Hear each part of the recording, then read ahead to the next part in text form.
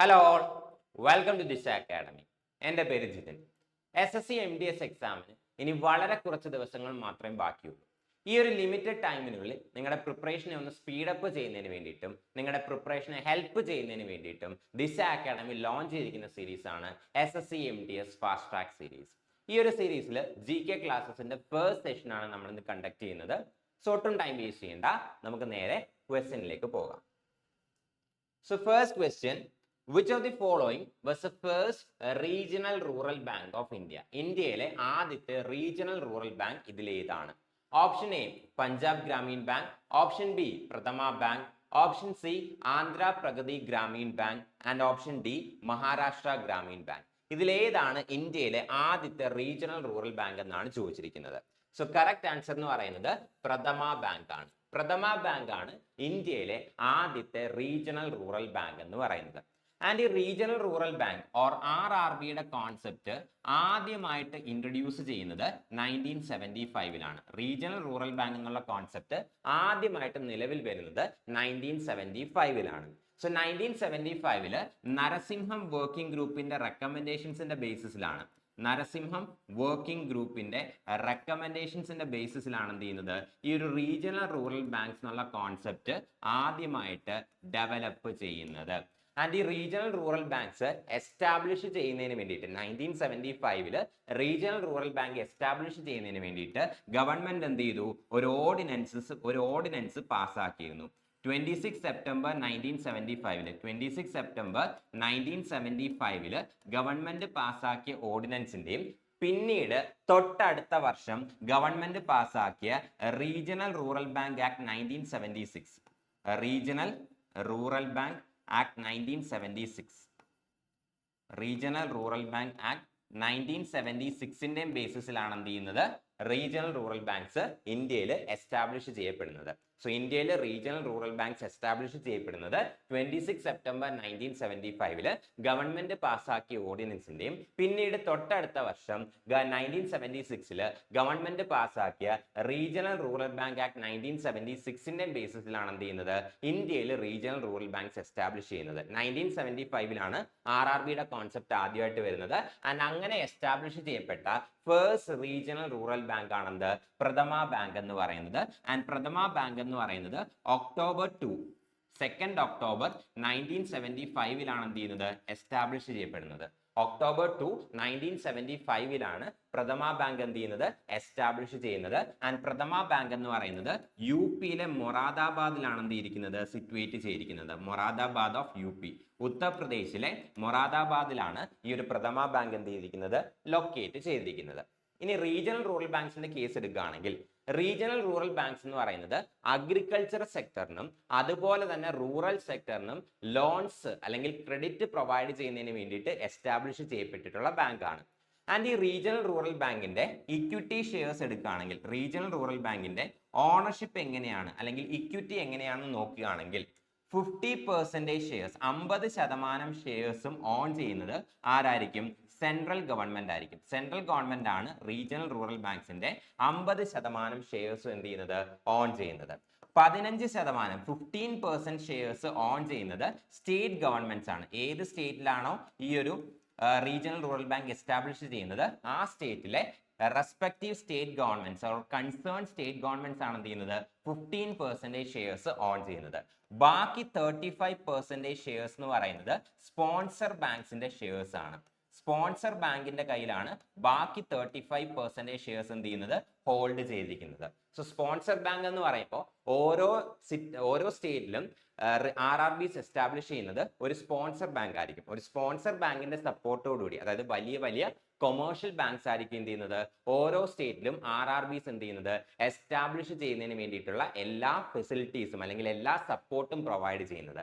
അങ്ങനെയുള്ള ബാങ്ക്സിനെയാണ് sponsor bank എന്ന് പറയുന്നത്. RRBസിന്റെ ഇക്വിറ്റി സ്ട്രക്ചർ എടുത്തു കഴിഞ്ഞാൽ 50% ഷെയർസും സെൻട്രൽ ഗവൺമെന്റ് ആണ്, 15% എന്ന് പറയുന്ന റെസ്പെക്റ്റീവ് സ്റ്റേറ്റ് ഗവൺമെന്റ്സിന്റെ ആണ്, ആൻഡ് 35% ഷെയർസ് എന്ന് പറയുന്നത് എന്താണ്, സ്പോൺസർ ബാങ്ക്സിന്റെ ആണ്.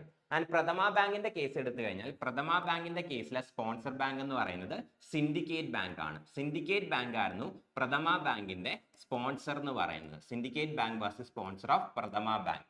ആൻഡ് ഇപ്പോൾ സിൻഡിക്കേറ്റ് ബാങ്ക് എന്ത് ചെയ്തിട്ടുണ്ട്? കാനറ ബാങ്കിൽ ലയിച്ചിട്ടുണ്ട്. സോ ഇപ്പോൾ പ്രഥമ ബാങ്കിന്റെ സ്പോൺസർ ബാങ്ക് എന്ന് പറയുന്നത് കാനറ ബാങ്ക് ആണ്. ഒറിജിനലി പ്രഥമ ബാങ്കിന്റെ സ്പോൺസർ ബാങ്ക് എന്ന് പറയുന്നത് സിൻഡിക്കേറ്റ് ബാങ്ക് ആയിരുന്നു. ബട്ട് സിൻഡിക്കേറ്റ് ബാങ്കിനെ കാനറ ബാങ്കിൽ മേർജ് ചെയ്തത് കൊണ്ട് തന്നെ ഇപ്പൊ പ്രഥമ ബാങ്കിന്റെ സ്പോൺസർ ബാങ്ക് എന്ന് പറയുന്ന ആരാണ്?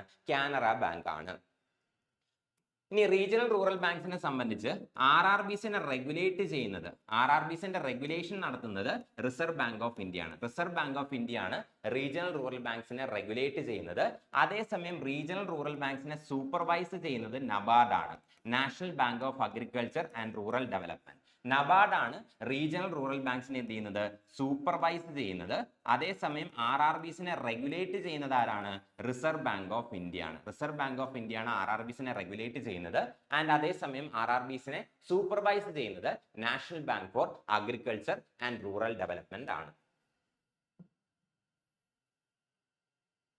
Next question. According to the Ministry of Agriculture and Farmers Welfare 2024-25, which state of India is the largest producer of sugarcane? Ministry of Agriculture and Farmers Welfare report പ്രകാരം 2024-25 റിപ്പോർട്ട് പ്രകാരം ഇന്ത്യയിലെ ഏറ്റവും largest producer of sugar cane ഏത് state ആണ്? Option A Maharashtra, option B Tamil Nadu, option C Uttar Pradesh and option D Karnataka. So correct answer എന്ന് പറയുന്നത് option C Uttar Pradesh ആണ്.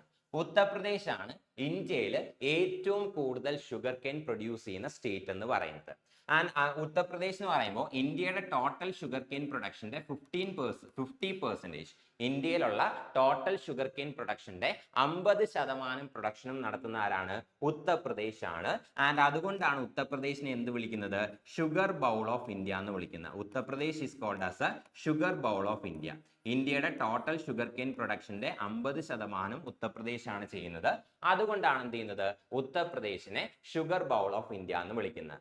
And ഇന്ത്യയിലുള്ള ഷുഗർ കെയിൻ പ്രൊഡ്യൂസിംഗ് സ്റ്റേറ്റ്സിന്റെ leading sugar cane producing states ഏതാന്ന് നോക്കിക്കഴിഞ്ഞാൽ ഫസ്റ്റ് പ്ലേസ് ഉത്തർപ്രദേശിൽ തന്നെയാണ് 50%. ആൻഡ് സെക്കൻഡ് പ്ലേസ് എന്ന് പറയുന്നത് മഹാരാഷ്ട്രയ്ക്കാണ്.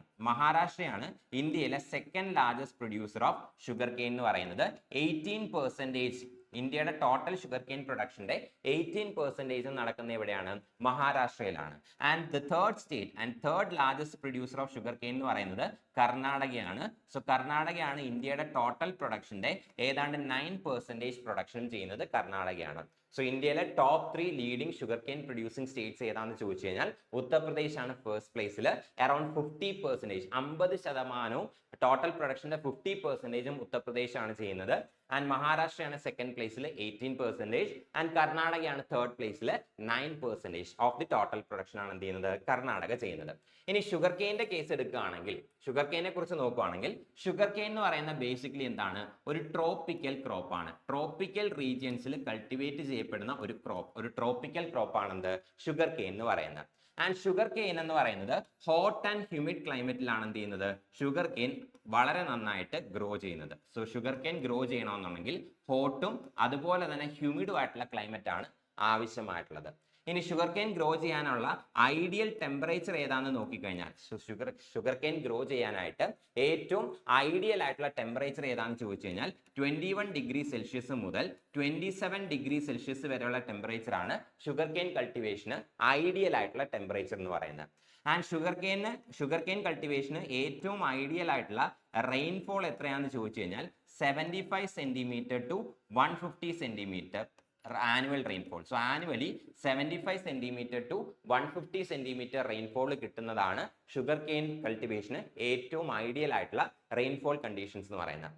അതുകൂടാതെ ഷുഗർ കെയിൻ റൈപ്പൻ ചെയ്യുന്ന സമയത്ത് കോൾഡ് ആൻഡ് ഡ്രൈ വെതർ ആയിരിക്കും ഏറ്റവും ഐഡിയൽ ആയിട്ടുള്ളത്. സോ ഷുഗർ കെയിൻ വിളയുന്ന സമയത്ത് കോൾഡും ഡ്രൈയും ആയിട്ടുള്ള വെതർ ആയിരിക്കും ഷുഗർ കെയിൻ കൾട്ടിവേഷന് ഏറ്റവും അനുയോജ്യമായിട്ടുള്ള വെതർ എന്ന് പറയുന്നത്. ആൻഡ് വൺ മോർ തിങ്, വേൾഡിൽ തന്നെ ഏറ്റവും largest area under sugar cane cultivation. So ലോകത്തിലെ തന്നെ ഏറ്റവും കൂടുതൽ ഏരിയയിൽ ഷുഗർ കെയിൻ കൾട്ടിവേറ്റ് ചെയ്യുന്നത് ഇന്ത്യയാണ്. സോ ഇന്ത്യയാണ് ഏറ്റവും കൂടുതൽ, ലോകത്തിലെ തന്നെ ഏറ്റവും കൂടുതൽ ഏരിയയിൽ എന്ത് ചെയ്യുന്നത്? ഷുഗർ കെയിൻ കൾട്ടിവേറ്റ് ചെയ്യുന്നത്. ബട്ട് വേൾഡിലെ ഏറ്റവും largest producer of sugar cane എന്ന് പറയുന്നത് ബ്രസീലാണ്. ബ്രസീലാണ് വേൾഡിലെ തന്നെ largest producer of sugar cane. ഏറ്റവും കൂടുതൽ ഏരിയയിൽ, ലോകത്തിൽ ഏറ്റവും കൂടുതൽ ഏരിയയിൽ ഷുഗർ കെയിൻ കൾട്ടിവേറ്റ് ചെയ്യുന്നത് ഇന്ത്യയാണ്. പക്ഷേ ഏറ്റവും largest producer of sugar cane in the world എന്ന് പറയുന്നത് ബ്രസീലാണ്. ഇന്ത്യ എന്ന് പറയുന്നത് second largest producer of sugar cane ആണ്. അതായത് നമ്മൾ ഏറ്റവും കൂടുതൽ ഏരിയയിൽ ഷുഗർ കെയിൻ കൾട്ടിവേറ്റ് ചെയ്യുന്നുണ്ടെങ്കിൽ പോലും ചില ഏരിയാസിൽ നിന്നുള്ള നമ്മുടെ ഈൽഡ് എന്ന് പറയുന്നത്, അതായത് പെർ ഹെക്ടർ എന്നുള്ള നമ്മുടെ ഔട്ട്പുട്ട് എന്ന് പറയുന്നത് വളരെ കുറവാണ്. അതുകൊണ്ടാണ് ഇന്ത്യ സെക്കൻഡ് ലാർജസ്റ്റ് പ്രൊഡ്യൂസർ ആയിട്ട് മാറുന്നത്. ഏറ്റവും കൂടുതൽ ഏരിയയിൽ നമ്മൾ ഷുഗർ കെയിൻ കൾട്ടിവേറ്റ് ചെയ്യുന്നുണ്ട്. പക്ഷേ വേൾഡിലെ ലാർജസ്റ്റ് ഷുഗർ കെയിൻ കൾട്ടിവേറ്റേഴ്സിൽ നമുക്ക് രണ്ടാമത്തെ സ്ഥാനമാണ്. ഫസ്റ്റ് പ്ലേസ് എന്ന് പറയുന്നത് ബ്രസീലിനാണ് ഉള്ളത്. ഈ വരാൻ പോകുന്ന SSC MTS എക്സാമിന് നിങ്ങൾ സീരിയസ് ആയിട്ട് ടൈം ബൗണ്ട് ആയിട്ട് പ്രിപ്പയർ ചെയ്യാൻ താല്പര്യപ്പെടുന്നുണ്ടെങ്കിൽ ദിശ അക്കാഡമിയുടെ SSC MTS ക്രാഷ് കോഴ്സ് ഇപ്പോൾ ഓപ്പൺ ആണ്. സോ നിങ്ങൾക്ക് അതിനകത്ത് ജോയിൻ ചെയ്യാൻ സാധിക്കും. ഈ ഒരു കോഴ്സിന്റെ ഏറ്റവും ഹൈലൈറ്റ് എന്താണെന്ന് വെച്ച് കഴിഞ്ഞാൽ ദിശ അക്കാഡമിയുടെ ഫൗണ്ടേഷൻ കോഴ്സസിന്റെ ആക്സസ് നിങ്ങൾക്ക് പ്രൊവൈഡ് ചെയ്യുന്നുണ്ട്. സോ ഏതെങ്കിലും ടോപ്പിക്കിൽ നിങ്ങൾക്ക് ഡൗട്ട് ഉണ്ടെന്നുണ്ടെങ്കിൽ അത് ക്ലാരിഫൈ ചെയ്യാനായിട്ട് ഫൗണ്ടേഷൻ ക്ലാസ്സസിന്റെ വീഡിയോസ് നിങ്ങൾക്ക് അവൈലബിൾ ആയിരിക്കും. ആൻഡ് ഈ ഒരു ക്രാഷ് കോഴ്സിൽ 1 വീക്കിലേക്കുള്ള ഷെഡ്യൂള് മുൻകൂട്ടി തന്നെ നിങ്ങൾക്ക് പ്രൊവൈഡ് ചെയ്യുന്നതായിരിക്കും. ആൻഡ് ആ ഷെഡ്യൂൾ പ്രകാരമായിരിക്കും ക്ലാസ്സസ് പോകുന്നത്. ഡെയിലി 2 ക്ലാസ്സസ് കാണും, 1 hour ഈച്ചുള്ള ക്ലാസ്സസ് ആയിരിക്കും. ആൻഡ് അത് കൂടാതെ ഫൗണ്ടേഷൻ വീഡിയോസിന്റെ സപ്പോർട്ടും നിങ്ങൾക്ക് കിട്ടുന്നതായിരിക്കും. ആൻഡ് ഇപ്പോൾ ഓഫറിൽ നമ്മൾ ഈ ഒരു കോഴ്സ് പ്രൊവൈഡ് ചെയ്യുന്നത് 1500 റുപ്പീസിനാണ്. സോ 1500 റുപ്പീസ് ആണ് ഈ ഒരു കോഴ്സിന്റെ കോസ്റ്റ് എന്ന് പറയുന്നത്. എന്തെങ്കിലും ഫെർദർ ഡീറ്റെയിൽസ് ആവശ്യമുണ്ടെന്നുണ്ടെങ്കിൽ ഈ ഒരു നമ്പറിൽ കോൺടാക്ട് ചെയ്താൽ മതി. 8075753676. Next question. In which among the following years was Hindu widow remarriage declared legal in India? ഏത് വർഷമാണ് ഇന്ത്യയിൽ ഹിന്ദു വിഡോ റീമാരേജ് ലീഗലൈസ് ചെയ്തത് എന്നാണ് ചോദിച്ചിരിക്കുന്നത്. Option A 1899, option B 1856, option C 1872, option D 1893. So correct answer എന്ന് പറയുന്നത് ഓപ്ഷൻ ബി ആണ്, 1856. 1856ലാണ് എന്ത് ചെയ്യുന്നത്, ഹിന്ദു വിഡോ റീമാരേജ് ഇന്ത്യയിൽ ലീഗലൈസ് ചെയ്യുന്നത്. സോ ഇന്ത്യയിൽ widow remarriage, Hindu widow remarriage legalise ചെയ്യുന്നതിന് വേണ്ടിയിട്ട് ബ്രിട്ടീഷ് ഗവൺമെന്റ് ഒരു ആക്ട് പാസ്സാക്കിയിരുന്നു.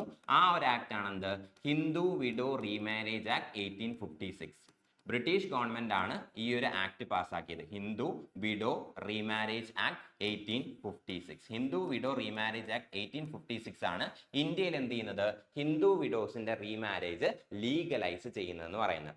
സോ നമ്മുടെ ഹിന്ദുസിന്റെ ബിലീഫ്സ് അനുസരിച്ച് എന്താണ്, വിഡോസ്, വിധവകൾ റീമാരേജ്, പുനർവിവാഹം കഴിക്കുന്നത് എന്തായിരുന്നു, വളരെ പ്രോഹിബിറ്റഡ് ആയിട്ടുള്ള ഒരു കാര്യമായിരുന്നു. ആൻഡ് വിധവകളെ എന്താണ്, സൈഡ് ലൈൻ ചെയ്തുകൊണ്ടായിരുന്നു നമ്മുടെ സൊസൈറ്റി പൊക്കോണ്ടിരുന്നത്. സോ ഹിന്ദുസിന്റെ ഇടയിലുള്ള വിഡോസിന്റെ റീമാരേജ് ലീഗലൈസ് ചെയ്യിക്കുന്നതിന് വേണ്ടിയിട്ടാണ് എന്ത് ചെയ്യുന്നത്, ബ്രിട്ടീഷ് ഗവൺമെന്റ് ഈ ഒരു Hindu widow remarriage act 1856 പാസ്സാക്കുന്നത്.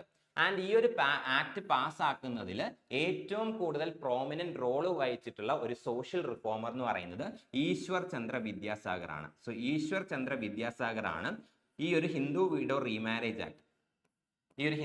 Remarriage act പാസ്സാകുന്നതിൽ ഏറ്റവും പ്രോമിനന്റ് ആയിട്ടുള്ള റോള് വഹിച്ചിട്ടുള്ള ഒരു സോഷ്യൽ റിഫോമർ എന്ന് പറയുന്നത്.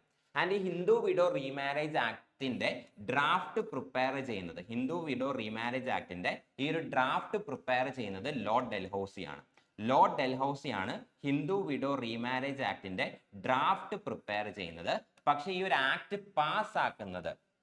ആക്ട് പാസ്സാക്കുന്നത് ലോർഡ് ക്യാനിങ് ആണ്.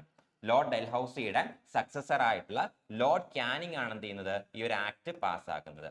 ലോർഡ് ഡൽഹൌസി ആണ് ഈ ഒരു ആക്ട് ഡ്രാഫ്റ്റ് ചെയ്യുന്നത്. ബട്ട് ഈ ഒരു ആക്ട് പാസ്സാക്കുന്നത് പിന്നീട് വന്ന് ലോർഡ് ക്യാനിങ് ആണ്. ആൻഡ് ഇതിനകത്ത് പ്രോമിനന്റ് ആയിട്ട് റോള് വഹിച്ചിട്ടുള്ള ഒരു സോഷ്യൽ റിഫോമർ എന്ന് പറയുന്നത് ഈശ്വർ ചന്ദ്ര വിദ്യാസാഗർ ആണ്. Next question.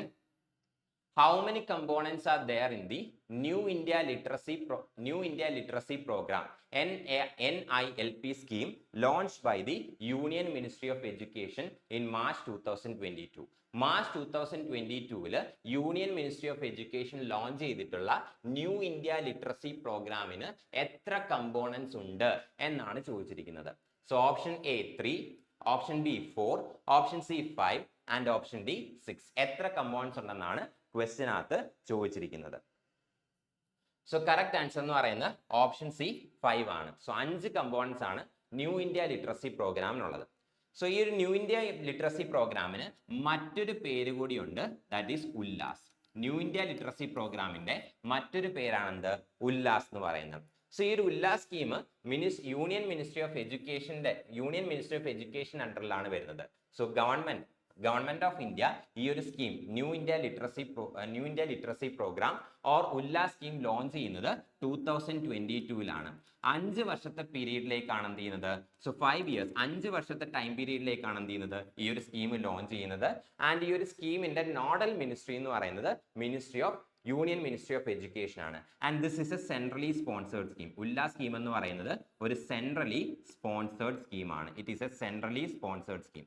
ആൻഡ് ഈ ഉല്ലാസ് സ്കീമിന്റെ ബേസിക് ആയിട്ടുള്ള എയിം അല്ലെങ്കിൽ ഒബ്ജക്റ്റീവ് എന്താണെന്ന് ചോദിച്ചു കഴിഞ്ഞാൽ 15 ഇയേഴ്സിന് മുകളിൽ ഏജ് ഉള്ള അഡൾട്ട്സിന് എന്തെങ്കിലും കാരണങ്ങളാൽ ഫോർമൽ സ്കൂളിംഗ് കിട്ടിയിട്ടില്ലെന്നുണ്ടെങ്കിൽ അവരെ ഫർദർ എഡ്യൂക്കേഷന് വേണ്ടിയിട്ട് എന്ത് ചെയ്യുക?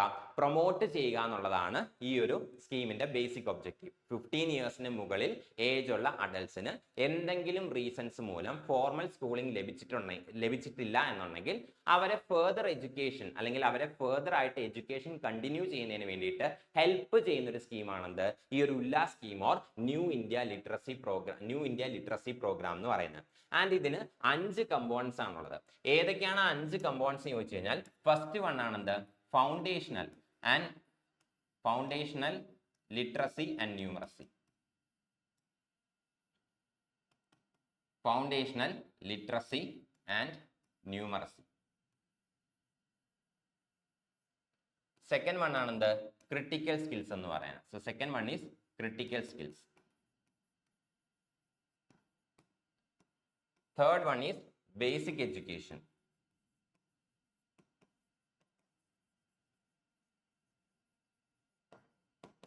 Fourth one is continuing education.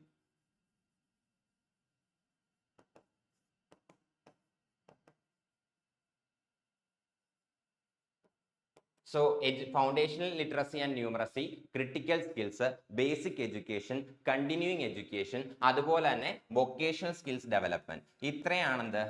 So അതുപോലെ തന്നെ വൊക്കേഷണൽ സ്കിൽസ് ഡെവലപ്മെന്റ്. ഇത്രയാണെന്ത്? ഈ ഒരു സ്കീമിന്റെ 5 കമ്പോണൻസ് എന്ന് പറയുന്നത്. വൊക്കേഷണൽ സ്കിൽസ് ഡെവലപ്മെന്റ് ഇതാണ് ഈ ഒരു സ്കീമിന്റെ 5 കമ്പോണൻസ് എന്ന് പറയുന്നത്. Foundational literacy and numeracy, critical skills, basic education, continuing education and vocational skills development. ഇതാണ് ഈ ഒരു ന്യൂ ഇന്ത്യ ലിറ്ററസി പ്രോഗ്രാമിന്റെ 5 കമ്പോണൻസ് എന്ന് പറയുന്നത്. Next question. During a national emergency, which fundamental rights are automatically suspended? So during a national emergency, which fundamental rights are automatically suspended? Option A, Article 14 and 21. Option B, Article 19. Option C, Article 32. Option D, Article 20 and 21. National എമർജൻസിയുടെ ടൈമിൽ ഏത് fundamental right ആണ് automatically suspend ആകുന്നത് എന്നാണ് ചോദിച്ചിരിക്കുന്നത്. So correct answer എന്ന് പറയുന്നത് option B, article 19 ആണ്. Article 19 ആണ് എന്ത് ചെയ്യുന്നത്? നാഷണൽ എമർജൻസി ഡിക്ലെയർ ചെയ്ത് കഴിഞ്ഞാൽ ഓട്ടോമാറ്റിക്കലി സസ്പെൻഡ് ആവുന്നത്. സോ ആർട്ടിക്കിൾ 19 നമുക്ക് 6 ഫണ്ടമെന്റൽ റൈറ്റ്സ്, 6 റൈറ്റ്സ് ആണ് എന്ത് ചെയ്യുന്നത്? പ്രൊവൈഡ് ചെയ്യുന്നത്. ആർട്ടിക്കിൾ 19 നമുക്ക് 6 റൈറ്റ്സ് അവൈലബിൾ ആണ്. ഈ 6 റൈറ്റ്സും നാഷണൽ എമർജൻസി ഡിക്ലെയർ ചെയ്ത് കഴിഞ്ഞാൽ ഓട്ടോമാറ്റിക്കലി സസ്പെൻഡ് ആകും. ആൻഡ് ഇത് എവിടെയാണ് പറയുന്നതെന്ന് ചോദിച്ചു കഴിഞ്ഞാൽ ആർട്ടിക്കിൾ 358 പറയുന്നത്. ഇന്ത്യൻ കോൺസ്റ്റിറ്റ്യൂഷന്റെ ആർട്ടിക്കിൾ 358 ഈ ഒരു കാര്യം മെൻഷൻ ചെയ്തിരിക്കുന്നത്. ആർട്ടിക്കിൾ 358 പറയുന്നതനുസരിച്ച് നാഷണൽ എമർജൻസി ഡിക്ലെയർ ചെയ്ത് കഴിഞ്ഞാൽ ആർട്ടിക്കിൾ 19 എന്ത് ചെയ്യും? ഓട്ടോമാറ്റിക്കലി സസ്പെൻഡ് ആകും. അതായത് പ്രത്യേകിച്ച് അതിന് വേണ്ടിയിട്ട് എൻഫോഴ്സ്മെന്റ് ഒന്നും ആവശ്യമില്ല. എപ്പോഴാണോ ആർട്ടിക്കിൾ 358 പറയുന്നതനുസരിച്ച് ഏത് ടൈമിലാണോ നാഷണൽ എമർജൻസി ഡിക്ലെയർ ചെയ്യുന്നത് അപ്പോൾ തന്നെ എന്ത് ചെയ്യും? ആർട്ടിക്കിൾ 19 ഓട്ടോമാറ്റിക്കലി സസ്പെൻഡ് ആകുമെന്നാണ് ആർട്ടിക്കിൾ 358 പറയുന്നത്. ഇനി 44th constitutional amendment act of 1978. So 44th Constitutional Amendment Act of 1978. ഇതിനകത്ത് ഈ ആർട്ടിക്കിൾ 358 ചില റെസ്ട്രിക്ഷൻസ് കൊണ്ടുവന്നിട്ടുണ്ട്. So 44th Constitutional Amendment Act of 1978 പറയുന്നതനുസരിച്ച് നാഷണൽ എമർജൻസി ഡിക്ലെയർ ചെയ്യുമ്പോൾ, സോ നാഷണൽ എമർജൻസി ഡിക്ലെയർ ചെയ്യുന്ന ഏത് ആർട്ടിക്കിൾ വഴിയാണ്? ആർട്ടിക്കിൾ 352ന്റെ പ്രൊവിഷൻസ് വഴിയാണ് നാഷണൽ എമർജൻസി എന്ത് ചെയ്യുന്നത്? ഡിക്ലെയർ ചെയ്യുന്നത്. So national emergency is declared on the grounds of article 352. Article 352ന്റെ പ്രൊവിഷൻസ് പ്രകാരമാണ് എന്ത് ചെയ്യുന്നത്? നാഷണൽ എമർജൻസി ഡിക്ലെയർ ചെയ്യുന്നത്. ആൻഡ് നാഷണൽ എമർജൻസി ഡിക്ലെയർ ചെയ്യാനായിട്ട് എന്തുണ്ട്? 3 ഗ്രൗണ്ട്സ് ഉണ്ട്. ആർട്ടിക്കിൾ 352 പ്രകാരം നാഷണൽ എമർജൻസി ഡിക്ലെയർ ചെയ്യണമെങ്കിൽ അതിന് 3 ഗ്രൗണ്ട്സ് ആണുള്ളത്. ഫസ്റ്റ് ഗ്രൗണ്ട് എന്ന് പറയുന്നതാണ് വോർ ആണ്. സെക്കൻഡ് ഗ്രൗണ്ട് എന്ന് പറയുന്നതാണ് എക്സ്റ്റേണൽ അഗ്രഷൻ ആണ്. So war, external aggression, and the last one is armed rebellion. War, external aggression അല്ലെങ്കിൽ ആംഡ് റെബല്യൻ. ഈ 3 ഗ്രൗണ്ട്സിൽ മാത്രമേ ആർട്ടിക്കിൾ 352 പ്രകാരം എന്ത് ചെയ്യാൻ സാധിക്കൂ? നാഷണൽ എമർജൻസി ഡിക്ലെയർ ചെയ്യാനായിട്ട് സാധിക്കൂ. ഇനി ആർട്ടിക്കിൾ 352 പ്രകാരം നാഷണൽ എമർജൻസി ഡിക്ലെയർ ചെയ്യുന്നത് വോറിന്റെയോ എക്സ്റ്റേണൽ അഗ്രഷന്റെയോ ഗ്രൗണ്ട്സിലാണെന്നുണ്ടെങ്കിൽ അതിനെ വിളിക്കുന്ന പേരാണെന്ത്? External emergency. വോറിന്റെ അല്ലെങ്കിൽ എക്സ്റ്റേണൽ അഗ്രഷന്റെ ഗ്രൗണ്ട്സിലാണ് നാഷണൽ എമർജൻസി ഡിക്ലെയർ ചെയ്യുന്നുണ്ടെങ്കിൽ അതിനെ വിളിക്കുന്ന പേരാണെന്ത്? External emergency. അതേസമയം ആംഡ് റെബല്യന്റെ ഗ്രൗണ്ടിലാണ് നാഷണൽ എമർജൻസി ഡിക്ലെയർ ചെയ്യുന്നുണ്ടെങ്കിൽ അതിനെ വിളിക്കുന്ന പേരാണെന്ത്? Internal emergency. വോറിന്റെയോ എക്സ്റ്റേണൽ അഗ്രഷന്റെയോ ഗ്രൗണ്ട്സിലാണ് എമർജൻസി ഡിക്ലെയർ ചെയ്യുന്നുണ്ടെങ്കിൽ അത് എക്സ്റ്റേണൽ എമർജൻസി ആണ്. അതേസമയം ആംഡ് റെബല്യന്റെ ഗ്രൗണ്ടിലാണ് ആർട്ടിക്കിൾ 352 പ്രകാരം നാഷണൽ എമർജൻസി ഡിക്ലെയർ ചെയ്യുന്നുണ്ടെങ്കിൽ അത് ഇന്റേണൽ എമർജൻസി ആണ്. ഇനി 44th constitutional amendment act of 1978 കൊണ്ടുവന്ന സേഫ് ഗാർഡ് എന്താണെന്ന് വെച്ച് കഴിഞ്ഞാൽ എക്സ്റ്റേണൽ എമർജൻസി ഡിക്ലെയർ ചെയ്താൽ മാത്രമേ ആർട്ടിക്കിൾ 19 എന്ത് ചെയ്യുള്ളൂ? Automatically suspended ആകുള്ളൂ. ആർട്ടിക്കിൾ 358 പ്രകാരം നാഷണൽ എമർജൻസി ഡിക്ലെയർ ചെയ്യുമ്പോൾ ആർട്ടിക്കിൾ 19 ഓട്ടോമാറ്റിക്കലി സസ്പെൻഡഡ് ആകണമെങ്കിൽ എമർജൻസി ഡിക്ലെയർ ചെയ്തിരിക്കുന്നത് വോറിന്റെയോ എക്സ്റ്റേണൽ അഗ്രഷന്റെയോ ഗ്രൗണ്ട്സിലായിരിക്കണം. അതായത് എക്സ്റ്റേണൽ എമർജൻസി ടൈമിൽ മാത്രമേ ആർട്ടിക്കിൾ 19 എന്ത് ചെയ്യുള്ളൂ? ഓട്ടോമാറ്റിക്കലി സസ്പെൻഡഡ് ആകൂ എന്നാണ് എന്ത് ചെയ്യുന്നത്? ആർട്ടിക്കിൾ 358 പറയുന്നത്. Next question. The remains of Great Bath have been found from the excavation at which of the following Harappan sites? ഇതിൽ ഏത് ഹാരപ്പൻ സൈറ്റ്സിൽ നിന്നാണ് ഗ്രേറ്റ് ബാത്തിന്റെ റിമെയിൻസ് എക്സ്കവേറ്റ് ചെയ്ത് എടുത്തിട്ടുള്ളത് എന്നാണ് ചോദിച്ചിരിക്കുന്നത്. So option A Lothal, option B Mohenjodaro, option C Harappa and option D Kalibangan. ഇതിൽ എവിടെ നിന്നാണ് ഗ്രേറ്റ് ബാത്തിന്റെ റിമെയിൻസ് കിട്ടിയിട്ടുള്ളത്? സോ കറക്റ്റ് ആൻസർ എന്ന് പറയുന്നത് മോഹൻജദാരോ ആണ്. മോഹൻജദാരോയിൽ നിന്നാണ് എന്ത് ചെയ്യുന്നത്? ഗ്രേറ്റ് ബാത്തിന്റെ റിമെയിൻസ് കിട്ടിയിട്ടുള്ളത്. ആൻഡ് മോഹൻജദാരോയിൽ നിന്ന് കിട്ടിയിട്ടുള്ള മറ്റ് ഇമ്പോർട്ടന്റ് ആയിട്ടുള്ള ഫൈൻഡിങ്സ് എന്തൊക്കെയാണെന്ന് ചോദിച്ചു കഴിഞ്ഞാൽ ഗ്രേറ്റ് ഗ്രാനറി നമുക്ക് കാണാൻ സാധിക്കുന്നത് ഈ ഒരു മോഹൻജദാരോയിലാണ്. സോ മോഹൻജദാരോയിൽ നമുക്ക് ഗ്രേറ്റ് ഗ്രാനറി കാണാനായിട്ട് സാധിക്കും, ഗ്രേറ്റ് ബാത്ത് കാണാനായിട്ട് സാധിക്കും. ആൻഡ് ഗ്രേറ്റ് ബാത്ത് എന്ന് പറയുന്നതാണ് റിലീജിയസ് റിച്വൽസിന് വേണ്ടിയിട്ടുള്ള ഒരു ബാത്തിങ് ഘട്ടാണെന്ത് ഈ ഒരു ഗ്രേറ്റ് ബാത്ത് എന്ന് പറയുന്നത്. അതുകൂടാതെ മോഹൻജദാരോയിൽ നമുക്ക് ഡാൻസിങ് ഗേളിന്റെ ബ്രോൺസ് സ്റ്റാച്യു കിട്ടിയിട്ടുണ്ട്. ഡാൻസിങ് ഗേളിന്റെ ബ്രോൺസ് സ്റ്റാച്യുവും നമ്മൾ എക്സ്കവേറ്റ് ചെയ്തിരിക്കുന്നത് മോഹൻജദാരോയിൽ നിന്നാണ്. So bronze statue of the dancing girl have been excavated from Mohenjo-daro. അതുകൂടാതെ തന്നെ പശുപതി സീലും നമുക്ക് എവിടെ നിന്ന് കിട്ടിയിട്ടുണ്ട്? മോഹൻജദാരോയിൽ നിന്ന് നമുക്ക് ഡിസ്കവർ ചെയ്യാനായിട്ട് സാധിച്ചിട്ടുണ്ട്. പശുപതി സീലും മോഹൻജദാരോയിൽ നിന്ന് എന്ത് ചെയ്തിട്ടുണ്ട്? നമ്മൾ ഡിസ്കവർ ചെയ്ത് എടുത്തിട്ടുണ്ട്. ഇനി അതേസമയം ഹാരപ്പയിൽ എന്തൊക്കെയാണ് നമുക്ക് കിട്ടിയിട്ടുള്ള റിമെയിൻസ്? ഹാരപ്പയിൽ നിന്ന് നമുക്ക് കിട്ടിയിട്ടുള്ള റിമെയിൻസ് എന്തൊക്കെയാണെന്ന് ചോദിച്ചു കഴിഞ്ഞാൽ അവിടെ നമുക്ക് ഗ്രാനറീസ് ഫൗണ്ട് ചെയ്യാനായിട്ട് സാധിച്ചിട്ടുണ്ട്. അതുകൂടാതെ ബുള്ളോക്ക് കാർഡ്സ്, സോ ബുള്ളോക്ക് കാർഡ്സിന്റെ മോഡൽസ് നമുക്ക് ഹാരപ്പയിൽ നിന്ന് ഡിസ്കവർ ചെയ്യാനായിട്ട് സാധിച്ചിട്ടുണ്ട്. അതുകൂടാതെ ഗ്രാനറീസും ഹാരപ്പയിൽ നിന്ന് എന്ത് ചെയ്യാൻ സാധിച്ചിട്ടുണ്ട്? നമുക്ക് ഡിസ്കവർ ചെയ്തെടുക്കാനായിട്ട് സാധിച്ചിട്ടുണ്ട്. ഇനി ലോഥലിലേക്ക് വന്നു കഴിഞ്ഞാൽ ഇൻഡസ് വാലി സിവിലൈസേഷനിലെ ഒൺലി പോർട്ട് ടൗൺ, അതായത് പോർട്ടുള്ള ഏക ടൗൺ എന്ന് പറയുന്നത് ലോഥലാണ്. So it is a only port town of Indus valley civilisation. Indus valley സിവിലൈസേഷനെ ഏക പോർട്ടുള്ള ഏക ടൗൺ എന്ന് പറയുന്നത് ലോഥലാണ്. ആൻഡ് ലോഥലിൽ നിന്ന് നമുക്ക് എന്ത് കിട്ടിയിട്ടുണ്ട്? റൈസ് ഹസ്ക് കിട്ടിയിട്ടുണ്ട്. അതായത് റൈസിന്റെ ഹസ്ക് കിട്ടിയിട്ടുണ്ട്, which indicates the cultivation of rice. റൈസിന്റെ കൾട്ടിവേഷൻ ഇൻഡിക്കേറ്റ് ചെയ്യുന്ന രീതിയിൽ റൈസ് ഹസ്ക് നമുക്ക് എവിടെ നിന്ന് ഡിസ്കവർ ചെയ്യാനായിട്ട് സാധിച്ചിട്ടുണ്ട്? ലോഥലിൽ നിന്ന് ഡിസ്കവർ ചെയ്യാനായിട്ട് സാധിച്ചിട്ടുണ്ട്. ഇനി കാലിബംഗാനിലേക്ക് വന്നു കഴിഞ്ഞാൽ കാലിബംഗാനിൽ നിന്ന് നമുക്ക് കിട്ടിയിട്ടുള്ള ഫൈൻഡിങ്സ് എന്ന് പറയുന്നത് ഇവിടെ നമുക്ക് ഫയർ അൾത്താസ് കാണാനായിട്ട് സാധിക്കുന്നുണ്ട്. ഫയർ അൾത്താസ് നമുക്ക് കാലിബംഗാനിൽ എന്ത് ചെയ്യാൻ സാധിച്ചിട്ടുണ്ട്? ഫൈൻഡ് ഔട്ട് ചെയ്യാനായിട്ട് സാധിച്ചിട്ടുണ്ട്.